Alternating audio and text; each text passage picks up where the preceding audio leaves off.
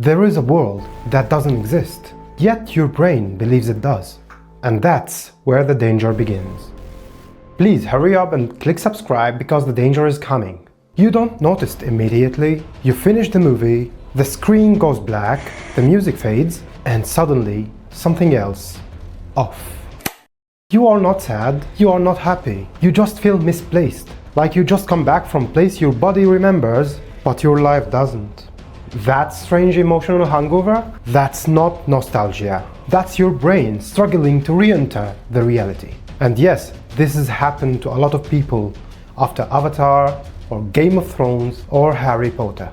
Your brain doesn't care what's real. Here is the first uncomfortable truth.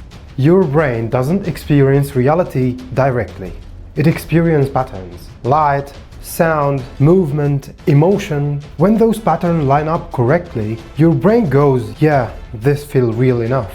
Neuroscientists call this perceptual immersion. But let's be honest, your brain doesn't care about the terms. It just says, I live here now. And that's why you can cry over fictional characters, but forget what you ate yesterday. Priorities. Avatar doesn't just show you a world. It gives you a trip, a rhythm, a sense of belonging. Your brain evolved for small communities, shared purpose, and nature. Not emails, not notifications, not we will schedule a call next week. So when you see Pandora, your brain whispers, oh, this is how the life is supposed to be.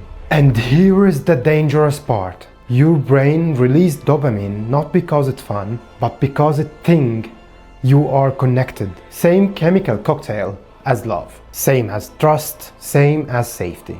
Basically, your brain falls in love with a planet that doesn't exist. But it's not a big deal, totally healthy, probably.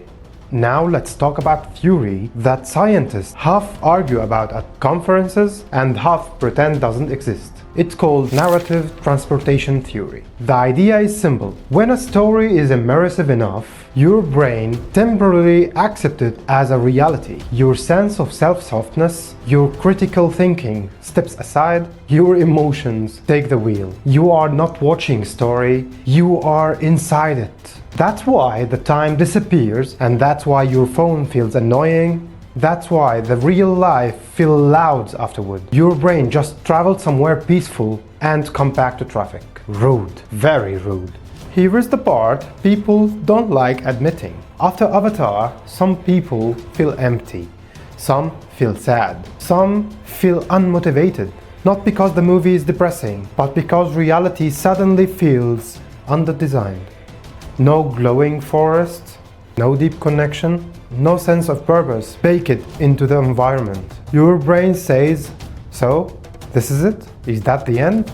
And that's not a depression, that's contrast. Your nervous system just goes from poetry to paperwork. There is a theory psychologists quietly agree on.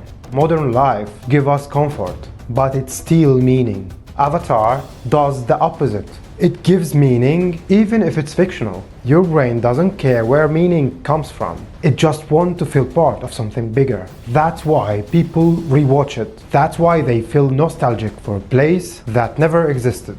Because emotionally, it did. Maybe Avatar isn't dangerous. Maybe it's honest. Maybe it's holding up a mirror and saying, you weren't built for screens and schedules. You were built for connections, purpose, and belonging. And maybe the real tragedy isn't that Pandora isn't real. It's that we stop building a world that feels alive.